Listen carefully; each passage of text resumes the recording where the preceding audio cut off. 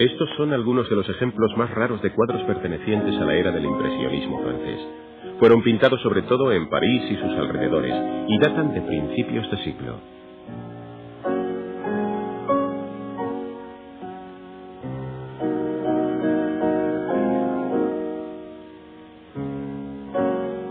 Entre los artistas aquí representados están Morita Tsunetomo, Nakamura Tsune, Kureido Seiki y Asai Chu. Escuelas enteras de artistas japoneses vivieron y trabajaron en Francia durante la época de Renoir, Monet, Cézanne y Van Gogh. Fue un proceso recíproco. Hay cuadros de Van Gogh y de Monet que rinden homenaje a los grandes maestros japoneses del grabado en madera. Hoy, Valores Relativos viaja a 3 continentes para contemplar el arte como el negocio de importación y exportación en que se ha convertido, y para ver cómo cambian los valores económicos y estéticos del arte al atravesar fronteras culturales.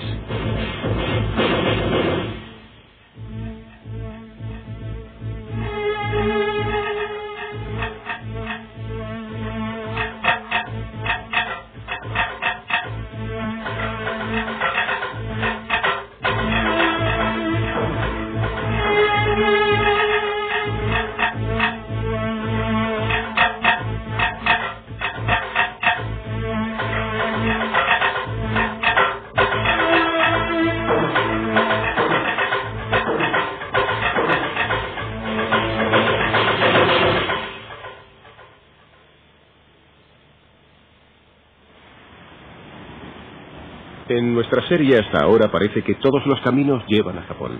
Incluso los marchantes británicos más tradicionales, como Agnews, se dirigen hacia el este a la búsqueda del poderoso yen. Lo que en realidad tenemos que hacer es convencerles de las ventajas de comprar obras inglesas y francesas de los siglos XVII, XVIII y XIX, en vez de impresionistas y postimpresionistas, a los que están mucho más acostumbrados.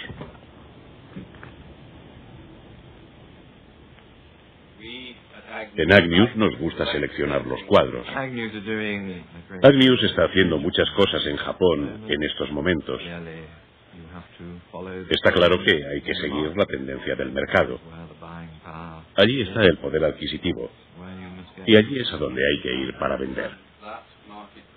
Y ese valor del mercado es el mismo aunque el cuadro esté en Londres, en Nueva York o en Tokio.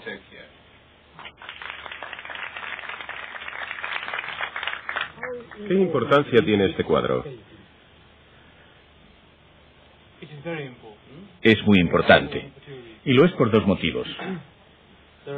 Hay muy pocos dibujos de tamaño grande que salgan al mercado. Y él es, después de Turner, el mejor paisajista inglés del siglo XIX. ¿Qué título tiene el cuadro? ¿Qué precio? El título. Ah, el título, sí, se llama Fen Lane. Lane. Lane, sí, significa camino. Es un camino rural. Este es el camino llamado Fen Lane. Un camino rural. Un camino rural, exacto. Está en Dedham Vale, que es donde él vivió, en East Anglia. ¿Es caro? 3,5, 4 millones de libras. ¿4 millones? ¿Le parece caro, comparado con Cézanne? Con Cézanne, sí. La recuperación económica de Japón tras la Segunda Guerra Mundial y su creciente riqueza en las décadas siguientes propiciaron su actual preeminencia en el mercado del arte. Los japoneses alcanzaron un enorme éxito copiando y luego superando las técnicas industriales de Occidente. Nuestra tecnología, nuestra electrónica, nuestros automóviles. Ahora parece que han puesto el punto de mira también en nuestra cultura. Seiji Oshima, director del Museo Setagaya, es del todo sincero. Nosotros sabemos que los occidentales disfrutan del ocio escuchando música, asistiendo al teatro o a las exposiciones de arte. De modo que, como reacción frente a la idea de que los japoneses no hacíamos nada en nuestro tiempo libre, salvo dedicarnos solo a ahorrar dinero, Se nos ocurrió que deberíamos imitar las actividades a las que los occidentales dedican su ocio, con la riqueza que estábamos creando.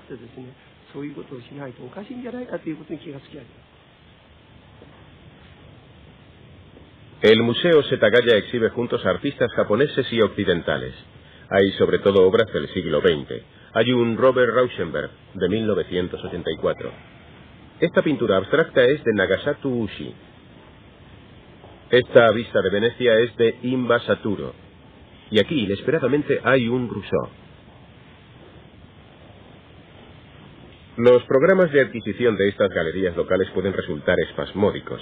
Es cierto que tienen pocos fondos y se ven paralizados por la burocracia local. A pesar de la evidente opulencia de sus instalaciones, en Setagaya resulta difícil sustraerse a la impresión de que el enorme programa de edificaciones en Japón está dejando atrás la compra de obras de arte con que adornar las paredes. En los últimos 15 años se han inaugurado no menos de 200 nuevos museos y galerías de arte.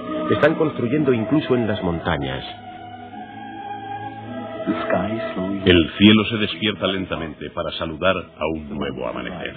Las montañas se alzan majestuosas a la luz. La hierba, las hojas comienzan a agitarse bajo la suave brisa.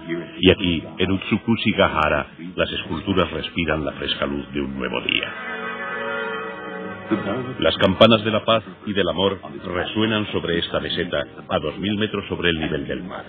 Y comienza a entenderse el significado de las esculturas y de los hombres. El Museo al Aire Libre de Utsukushi-Gahara se halla en la prefectura de Nagano, prácticamente en el centro de Honshu, la mayor isla de Japón. En las montañas se encuentran dos de estos inmensos museos. Este es el más nuevo, el Hakone. Los dos fueron creados por el mismo hombre, un editor y magnate de los medios de comunicación y uno de los hombres de negocios con más éxito de Japón, Nabutaka Shikanai. La mayoría de los museos empiezan colgando unos cuantos cuadros o decorando una sala con varias obras de arte. Pero para este museo yo tuve dos ideas. La primera fue hacer de él un museo de escultura al aire libre. La segunda fue evitar la sensación de tristeza que suele acompañar a las exposiciones de arte en salas cerradas. Un problema común a todos los museos, estén en Japón o en Europa. A pesar del inmenso poder adquisitivo de las empresas del señor Shikanai, que incluyen a la compañía de televisión Fuji, el Hakone es una muestra más del principal problema de Japón: cómo llenar estos amplios espacios cuando hay que empezar desde cero. Aquí hay extraños emparejamientos. Las adquisiciones contemporáneas del señor Shikanai están colocadas junto a copias de grandes esculturas clásicas, como estas de Miguel Ángel. El señor Shikanai tampoco es la réplica japonesa a los ricos filántropos y mecenas artísticos de los Estados Unidos, como los Mellon o los Annenberg. No siempre se entiende que el sistema fiscal de Japón es diferente al de otros países. Voy a ponerles un ejemplo muy claro.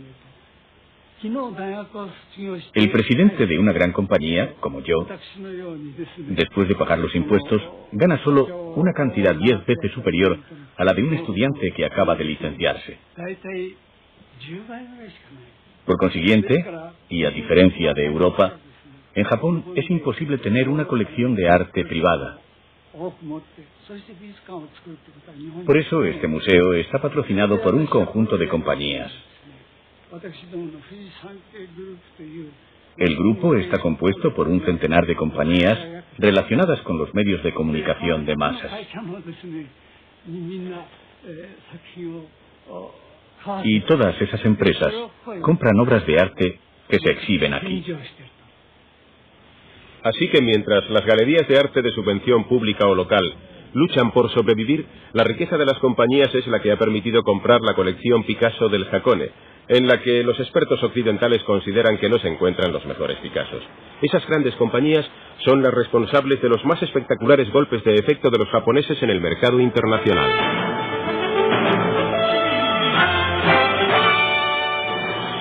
Los mercados de valores caen en picado a causa del temor de una guerra comercial con Japón. Y el precio alcanzado en la subasta entra en los libros de récords con cerca de 25 millones de libras.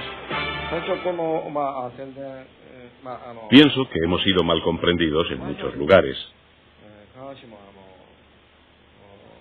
tanto en Japón como en el extranjero.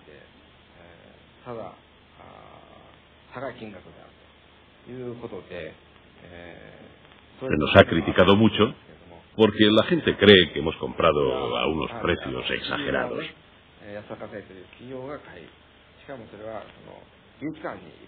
Sin embargo, no hemos recibido más que elogios de los auténticos amantes del arte,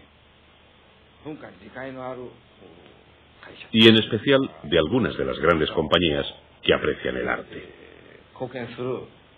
Estas compañías, hay que reconocerlo, han hecho una verdadera contribución a las artes.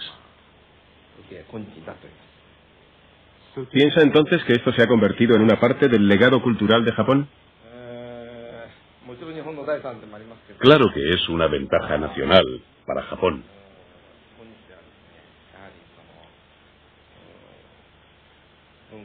Pero en lugar de considerarlo como nacionalismo cultural, podemos verlo como una aportación a la cultura mundial.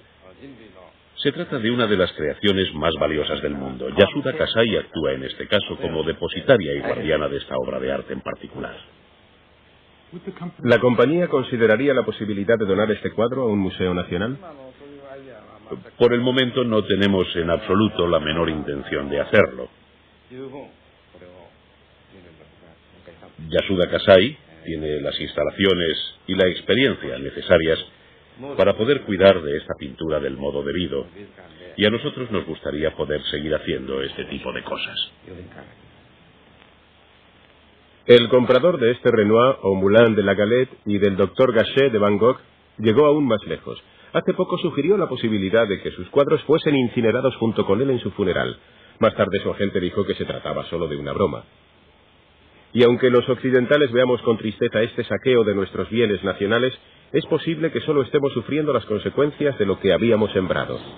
Los botines de guerra ayudaron a crear el Museo Napoleón, ahora Louvre de París, a pesar de que los franceses se vieron obligados a devolver algunos de los tesoros robados por Bonaparte. Gran Bretaña ha tenido su propia versión del imperialismo cultural. En 1812, Lord Elgin llevó a Londres parte de los bajorrelieves del Partenón desde una Grecia ocupada por los turcos, después de haber cumplimentado todo el papeleo, por supuesto. Pero ¿qué ocurre con el objeto en sí mismo cuando es arrancado de su propia cultura, alejado de su contexto? La ministra de Cultura griega, Melina Mercouri, fue inflexible. Las cosas ya no eran como antes y quería que le devolvieran sus piezas de mármol. ¿Qué sentido tiene trasladar unas esculturas de un museo a otro? No son esculturas, son nuestra historia. Es nuestra alma, es nuestra lucha, nuestro nombre y nuestra identidad. No son solo esculturas. Usted habla así porque no es griego y para usted son solo unas obras de arte maravillosas. Pero para nosotros son nuestra bandera, nuestra identidad, nuestro lenguaje.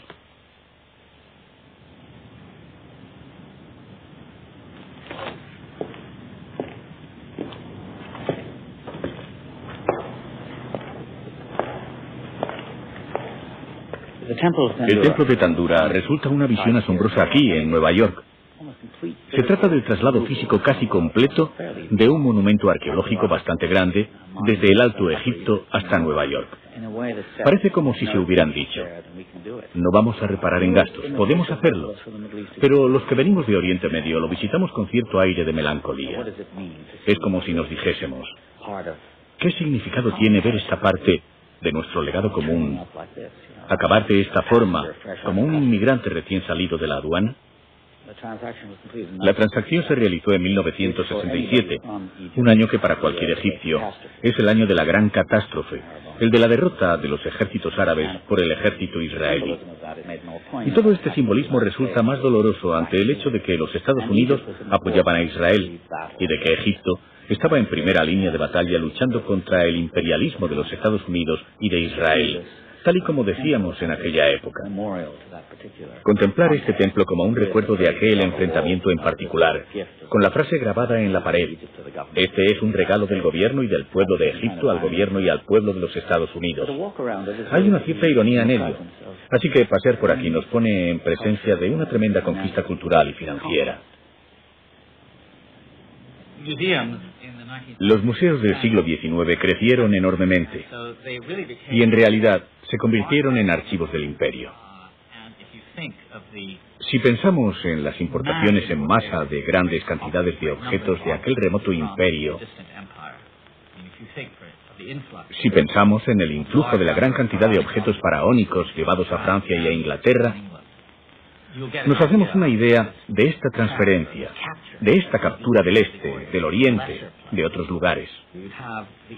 Se hicieron excavaciones y algunos de los grandes objetos antiguos de Túnez y de Marruecos, fueron llevados a París, convirtiéndose en piezas tan valiosas como lo habían sido las grandes antigüedades de Egipto que Napoleón se llevó a Francia y que a finales del siglo XVIII y principios del XIX se convirtieron en los fundamentos de la egiptología. En cierto sentido, el egiptólogo trata de fijar toda una civilización desde un punto de vista ventajoso, que es occidental, por supuesto, desde el que tiene el privilegio de legislar o de decretar de alguna forma lo que es Egipto.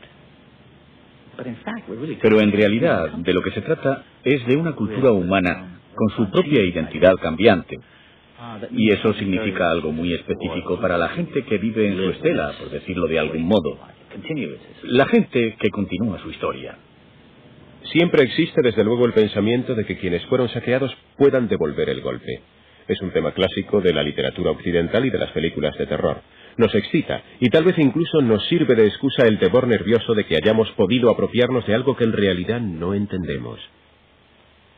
A estos objetos solíamos denominarlos esculturas primitivas. A principios de siglo tuvieron una enorme influencia en el desarrollo del arte europeo.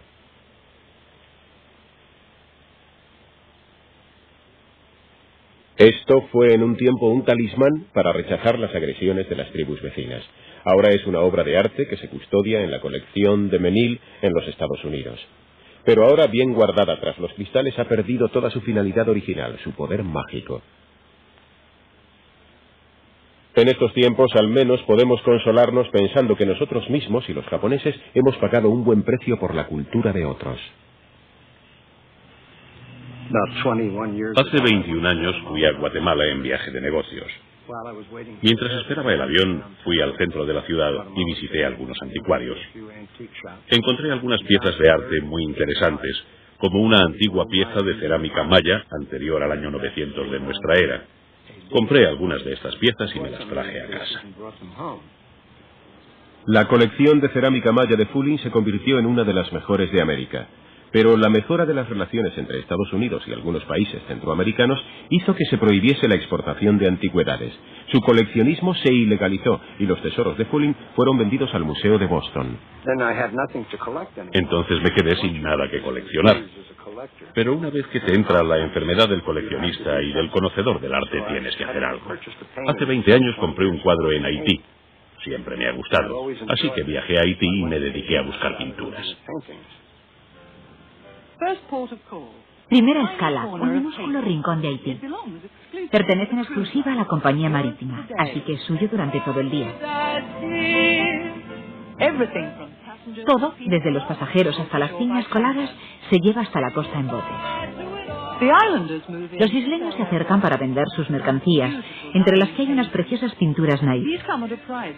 No son baratas, pero creo que valen lo que piden por ellas, y les proporcionarán un poco de color local a aquellos de ustedes que quieran permanecer pálidos e interesantes. El descubrimiento de Haití como atracción turística había comenzado algunos años antes. En los años 40, la idea de lo exótico era muy fuerte. La gente miraba el Caribe como el punto más exótico del mundo. Cuba se convirtió en un lugar para el disfrute igual que Haití. Se puso de moda tumbarse junto a la piscina de uno de estos suntuosos hoteles y escuchar al fondo los tambores de algún tipo de ceremonia vudú. Como si los nativos estuviesen inquietos. El vudú no es solo un cebo para los turistas, es también una parte de los fundamentos de la sociedad haitiana. Desde las batallas por la independencia hace 2 siglos hasta las dictaduras más recientes, la religión ha sido una poderosa señal de identidad. El propio Duvalier recibió el apodo de Barón Sonde, una figura de las pesadillas. Y artistas como Héctor Hippolyte concibieron su obra como parte integrante de su religión. Estos artistas fueron descubiertos en los años 40. El coleccionista y escritor Sheldon Rodman estuvo allí en sus comienzos. Fui a Haití por primera vez en 1937 o 38, en un vapor de carga. André Breton y Wilfred Hollande vinieron a Haití en 1945 y se llevaron a París algunos cuadros de Hippolyte y corrieron la voz de que en Haití estaba ocurriendo algo a lo que los franceses deberían prestar atención.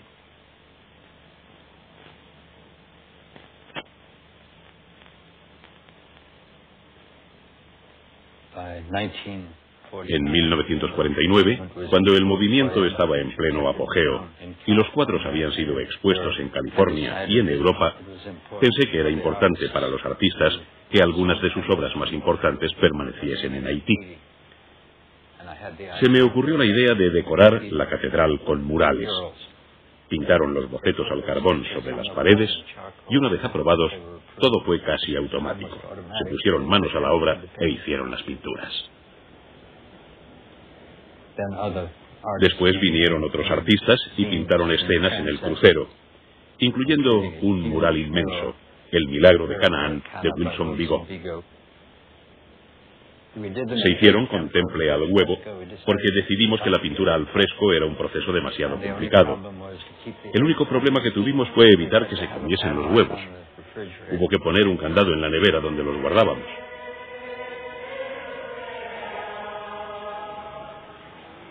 Todos los artistas eran buenos católicos practicantes y a la vez gente que había asistido a ceremonias vudú desde su nacimiento o desde su infancia. Muchos de esos artistas, como el propio Hippolyte, que era sacerdote vudú, se dedicaban también a esta clase de actividades. Los templos de vudú haitianos, o Honfors, tienen altares con fondos pintados, de modo que en el arte haitiano se ha producido un sincretismo de lo cristiano y del vudú desde sus mismos inicios.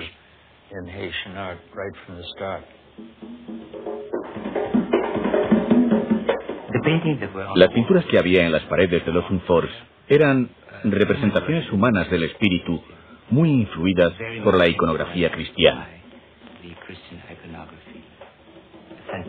San Patricio es San Balá, la Virgen es Elí, y así sucesivamente. Cuando estas pinturas bajaron de las paredes y pasaron a los lienzos para ser vendidas, perdieron su aspecto sagrado y se hicieron profanas. Los compradores de estas obras, que no conocían estos símbolos, nunca llegaron a comprenderlas. Las miraban de una manera muy superficial, considerándolas coloristas y muy alegres. Son coloristas, desde luego, pero también son arte religioso. Vi una pintura, reproducida en libros, llamada El Panteón del Vudú. Fui a ver a André Pierre y le dije: André, pintaste un cuadro hace muchos años. Tenía 2 metros de longitud. Se llamaba El Panteón del Vudú. Me gustaría que me pintases el mismo cuadro, solo que de 2,5 metros de longitud. Me da igual lo que tardes, solo me interesa tenerlo. Y aquí está. Y de veras me produce un enorme placer el simple hecho de sentarme y ver lo que ocurre con todos esos seres y espíritus. Es absolutamente fantástico.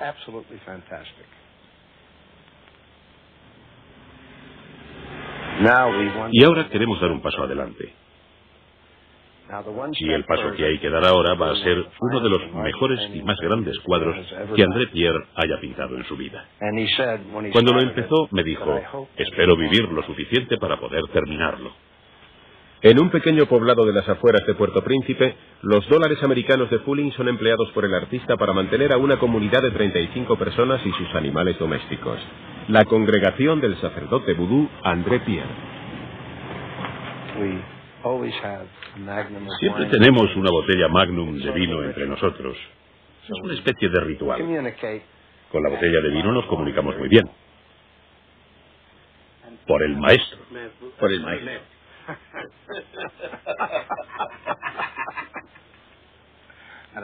Y por un amigo muy bueno. Sí. André Pierre ha adquirido una gran reputación entre coleccionistas europeos y de otros lugares. En gran parte, aunque no del todo, gracias a la publicidad que yo le he hecho en varios libros y catálogos. A pesar de todo, cuando fui a visitarlo y le pedí que me llevase a ver algunos de los primeros murales que pintó, se volvió y me dijo, ¿y qué has hecho tú por mí? Yo le dije, André, ¿has oído hablar de Vincent Van Gogh? Yo sabía perfectamente que no. Él me contestó, no. Y yo le dije, fue un artista al que nadie hizo publicidad durante su vida y por eso solo vendió un cuadro, por $1.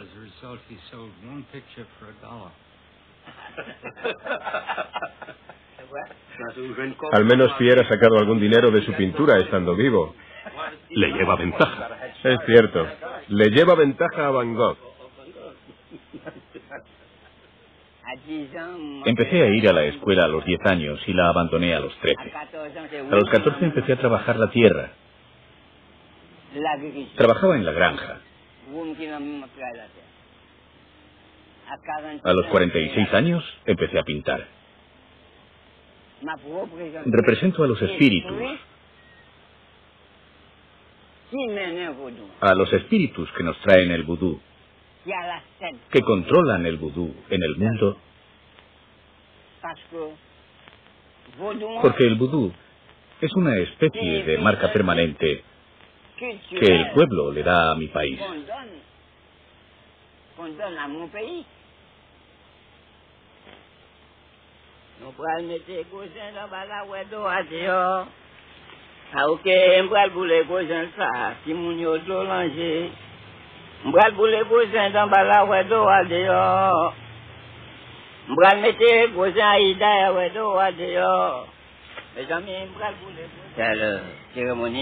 Esta es una ceremonia. Representa un bautismo de fuego. Este de aquí es Tekba. Dios y Tekba son lo mismo. Este es el Barón Samedi, que castiga y perdona sobre la tierra. Ni los vivos ni los muertos pueden escapar al Barón Samedi. Deben ser juzgados por él.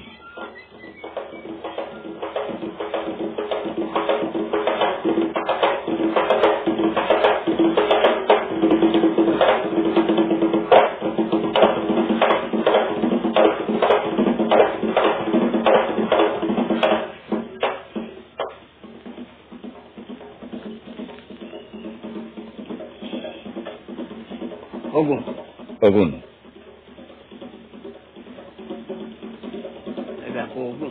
La bandera de Ogún, de Santiago. Sin una bandera, un altar no sirve para nada. Con una bandera, el altar tiene poder y fuerza.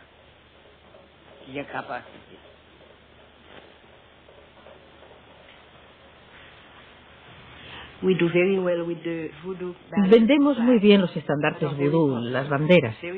Son muy populares. Están llenas de colorido. La gente las compra por motivos diferentes.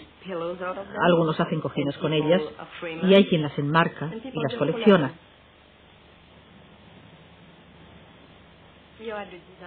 Somos el centro de diseño de las Américas, de Florida.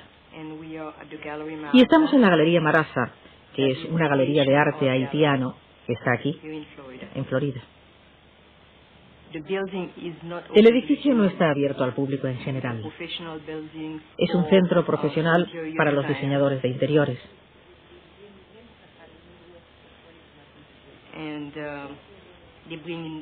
Ellos traen aquí a sus clientes a comprar cosas para decorar sus casas. Muchos de los desnudos que tenemos los vendemos para los dormitorios. Y las frutas y las flores, naturalmente, para la cocina y la zona del comedor. Naturalmente, Haití debe responder al entusiasmo de sus clientes por lo decorativo, ya que esto proporciona dólares a uno de los países más pobres del mundo. Pero ¿qué ocurre con los artistas que no trabajan para los grandes coleccionistas o para el negocio turístico?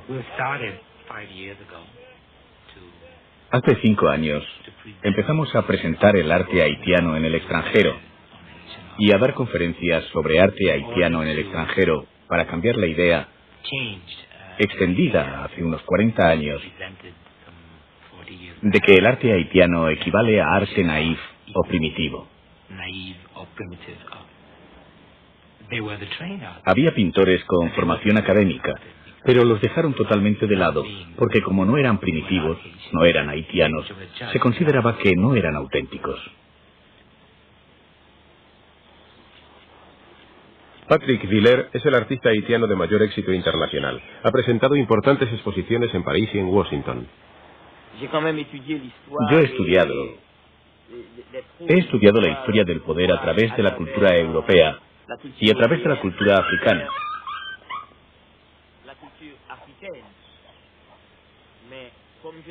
Pero como yo trabajo sobre lo que es fundamentalmente, en su concepto, la cultura del vudú haitiano, he encontrado un lenguaje universal mundial.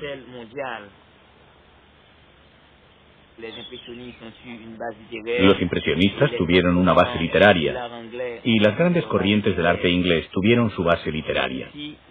Pero aquí, la base de la pintura, que dio lugar al movimiento de la pintura naif, tuvo como base una literatura que esencialmente tenía una visión extraña a la cultura haitiana.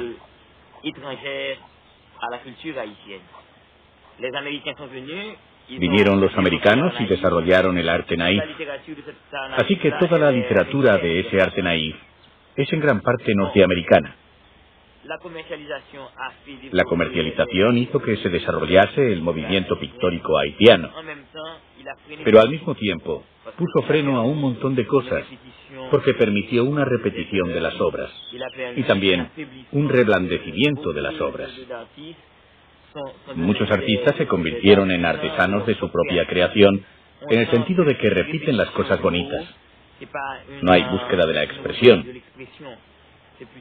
Lo que se busca es hacer una cosa bonita para venderla con rapidez. Hoy día mantenemos la presencia en el mundo entero de nuestras pinturas.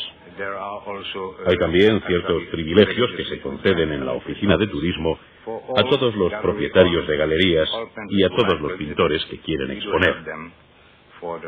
Les ayudamos en sus gastos de viaje para que puedan exponer por todo el mundo, desde Japón hasta Europa y desde Europa hasta Estados Unidos. Haití lleva promocionándose solo una década, lo que significa que nuestra imagen ha sido muy difícil de vender.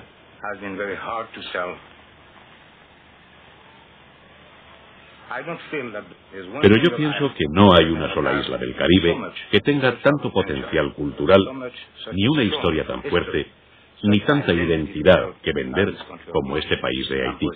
Estoy convencido. Adivinen qué país es este. Un país en el que las playas compiten con las montañas más hermosas. Un país repleto de arte. Este país es mi país, España. España, todo bajo el sol. Incluido otro templo egipcio. Este, reconstruido en un parque del centro de Madrid, fue salvado de quedar sumergido bajo las aguas al construirse la presa de Asuán. Los españoles no han sido notables saqueadores de las culturas de otros pueblos, al menos en los 2 últimos siglos. Valores relativos ha venido hasta aquí porque España se encuentra en una posición curiosa y única tras su reciente revolución social y política. En los últimos años ha tenido que reclamar su propio legado cultural, que para empezar es uno de los más ricos de Europa. Los principales artistas españoles están en la primera fila internacional y se les venera con orgullo. Pero durante la mayor parte de este siglo España se quedó estancada en lo económico, en lo político y en lo que se refiere a su arte. Una de las consecuencias más dramáticas del aislamiento en que la dictadura franquista ha situado la cultura española en relación con las culturas y con los desarrollos y con las vanguardias artísticas en general de otros países, incluso con su propia cultura a través del exilio, ha habido ese corte. Una de las consecuencias mayores ha sido la dificultad de relación con artistas y con obra española que se hacía fuera. Y así tenemos el caso totalmente peculiar y paradójico de que España sea el país donde menos cuadros de Picasso hay. La recuperación de sus más importantes artistas del siglo XX se convirtió en una parte importante del desafío. El mayor de todos ellos, Picasso, se había marchado en 1904, convirtiéndose en un exiliado de por vida. Murió en 1973 sin haber podido ver la restauración de la democracia en su país natal. Su monumental cuadro Guernica, un grito de desesperación durante la Guerra Civil Española, estaba depositado en Nueva York y su vuelta a España parecía casi imposible. Había otros famosos emigrados artísticos aún disponibles, aunque en el caso de Dalí, este estaba contaminado por sus relaciones con Franco. ¿Cómo podían convertir al derechista Dalí en una imagen aceptable de la España moderna? Todo esto formaría parte del urgente proceso de construcción de una nueva imagen de España en el resto del mundo. 3 semanas de vacaciones o 4 semanas, vamos al sol de España, nos tumbamos en la playa y esperamos que pase el tiempo. Es un poco, naturalmente, una simplificación lo que estoy diciendo. Y que necesitamos en este momento atraer un turismo diferente. Un turismo con componentes más de conocimiento más profundo de la realidad española y, por consiguiente, más de su cultura. Hello. Hola, soy Carmen Cervera, baronesa Thyssen-Bornemisza. Mi marido y yo hemos decidido traer a España nuestra colección de arte. Porque este es un país que ha hecho del arte una forma de vida. En un programa anterior vimos cómo el barón Thyssen había sido cortejado por Gran Bretaña, Alemania, Estados Unidos y España. Todos le ofrecían un hogar permanente para su gigantesca colección. El rey Juan Carlos resultó ser el más persuasivo, aunque tal vez hubo también motivos sentimentales. La baronesa Thyssen representó una vez a España en el concurso de Miss Mundo. Esta es España, nuestra colección más completa que ustedes tienen que conocer. Señoras y señores, buenos días a todos. A la derecha pueden ver el Palacio de Villahermosa, que alberga la colección Thyssen. Si miran hacia adelante, enfrente tenemos el Centro de Arte Moderno Reina Sofía. La Reina Sofía es, como saben, la esposa del rey Juan Carlos de España.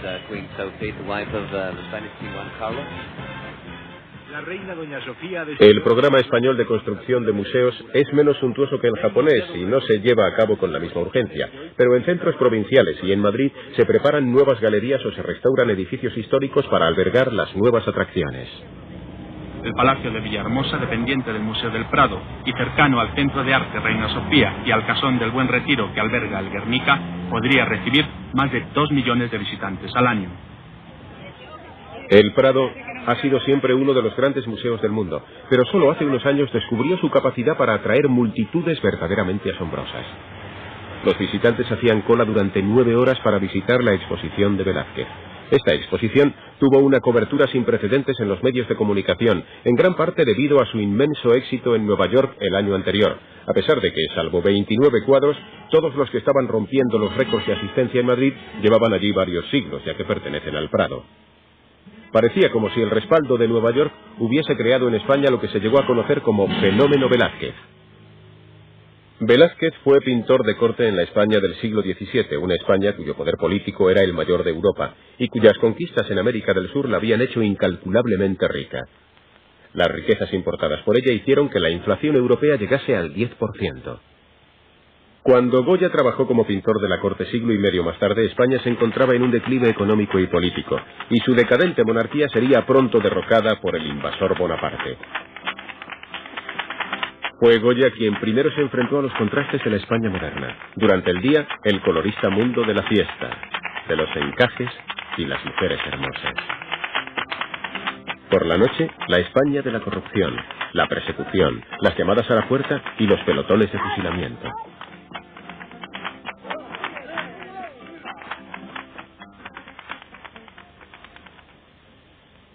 Al final, el contraste fue más de lo que el pintor podía soportar.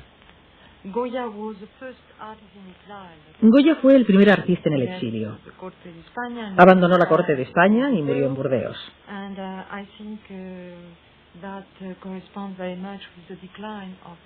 Yo creo que eso se corresponde mucho con el declive de la situación española en relación con el mundo. España empezó a cerrarse más después de aquella época. Aquí el siglo XIX fue realmente una época muy cerrada. La vieja España entró en el siglo XX sin verse afectada por revoluciones sociales e industriales. Aislada por hábito y por tradición, retuvo solo los atavíos de la grandeza. Las pinturas de esta época reflejan el estancamiento académico que las hace a menudo planas y aburridas, pero resulta paradójico que muchos de los grandes movimientos modernos del siglo XX fueron iniciados por artistas españoles en el extranjero. Picasso se había marchado en 1904, Juan Gris le siguió en 1906, Miró en 1920, y en 1929 Salvador Dalí fue a París para unirse a los surrealistas. Para ellos, España ni siquiera existía. Teníamos o sentíamos la necesidad de conocer algo, pero es que teníamos muchas cosas que conocer de nosotros mismos, que se habían realizado en el exterior, porque todos los artistas de la Escuela de París aquí se conocían muy mal. Entonces esa recuperación era importante, porque además eran artistas que habían trabajado fuera, y entonces te dan otra visión. Nunca perdieron su españolidad. Esta es la versión de Picasso de Las Meninas de Velázquez. El retrato de la reina hecho por Velázquez. El retrato de Dalí de la nieta de Franco. La infanta Margarita por Velázquez. La versión de Dalí. La corrida de Goya. La corrida de Picasso. Los desastres de la guerra de Goya. El Guernica de Picasso.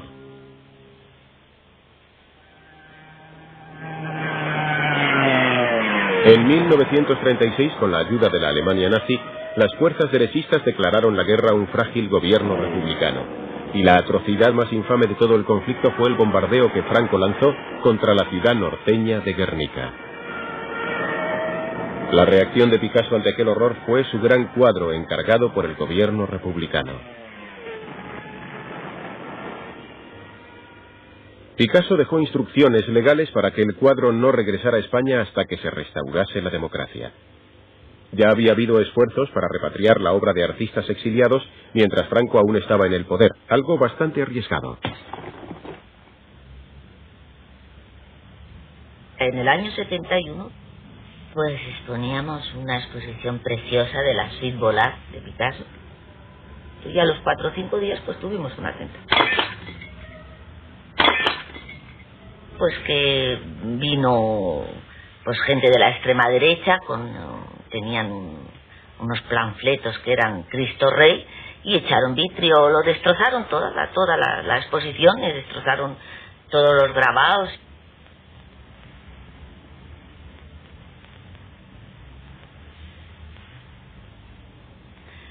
Se ve que nosotros hicimos la exposición en un año que ya las cosas no debían de estar tan seguras para un sector, y que se sintieron como una provocación. El hecho de hacer Picasso, no pensaron que era una exposición, era como si fuese una provocación.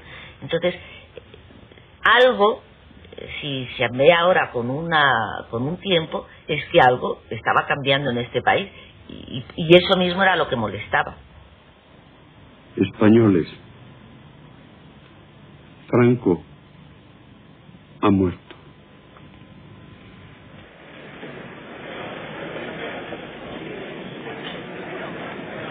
En 1981 el Guernica regresó por fin a España.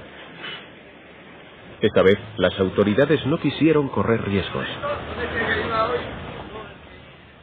Desgraciadamente hay algunos ciudadanos, muy pocos, afortunadamente muy pocos, pero desgraciadamente existen, que quieren muchas veces simbolizar su rechazo de determinados hechos o situaciones políticas o ideas políticas con la agresión a las obras de arte. Y como teníamos fundados motivos para pensar de que el Guernica, por su historia y por su simbolismo, podía ser objeto de una agresión, adoptamos estas medidas, y la protección que tiene el cuadro equivale a una urna yo diría casi electoral. Yo creo que quizá el último paso que queda en el campo de la política cultural que le queda por hacer a España es precisamente mostrar que la normalidad española es capaz de dirigirse y de entender el Guernica como una obra de arte. Aunque España se había asegurado el cuadro, era demasiado tarde para recuperar al artista. Picasso, finalmente, pues parece que sea casi un pintor francés. El gran Museo de Picasso está en Francia, y gran parte de lo que son los trabajos y los estudios acerca de su obra también están en aquel país. Es decir, Picasso ha sido reivindicado por los franceses. O el rey quería capitanear la operación Dalí, dice, que no nos pase como con Picasso. El cortejo a Dalí, si tenía éxito, podía asegurar una gran colección de su obra, pero para la joven democracia este artista representaba ciertos problemas. Franco es hoy día el hombre más inteligente de la política.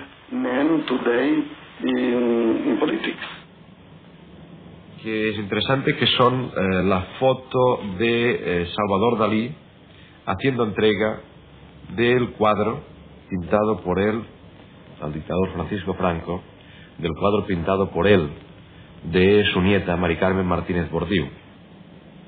Dalí temía terriblemente lo que podía pasarle a él después de muerto Franco. Pensemos que un año antes de morir Franco, Franco firmó todavía penas de muerte. Cuando Dalí le preguntaron sobre qué le parecía, Dalí vino a decir que seguramente en España hacía falta hacer más ejecuciones, hacer más fusilamientos para limpiar el país de ciudadanos más o menos indeseables. Para el franquismo era muy importante una figura como Dalí, porque legitimaba, desde un punto de vista intelectual, su gobierno. Entonces, en el año 72, Dalí fue a ver a Franco para que le intentara ayudar dándole dinero. Cuando él quiere hacer el museo, realmente se necesita bastante dinero para convertir un teatro de Figueras. Pudo conseguir un dinero para reconstruir el teatro que Dalí había intentado incluso inaugurar al propio Franco. Dalí no era menos valioso para la Nueva España, pero ¿podría pasarse por alto su historia en la lucha por conseguir su obra? Hombre, yo diría que la democracia española, la joven democracia española, no podía permitirse el lujo de echar por el balcón el patrimonio y la reivindicación de un personaje como Salvador Dalí. Se hicieron toda una serie de acciones tendentes a que Dalí se encontrara bien en España. Es decir, se protegió a Dalí, se le organizó una exposición antológica en Madrid y luego en Barcelona, se le concedió una medalla, la de Carlos III, se le concedió más tarde el marquesado.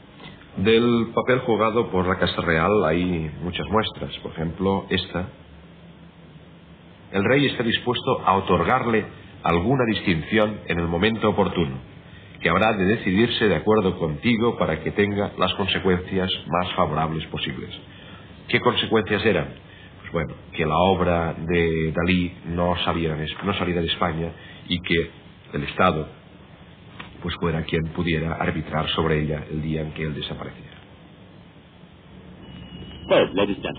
Y ahora, señoras y señores, entramos en Figueras, donde la mayor atracción es el Teatro de Arte de Salvador Dalí, el gran héroe local. Un hombre grandioso y enormemente excéntrico, un gran genio y con gran habilidad para salir siempre a flote.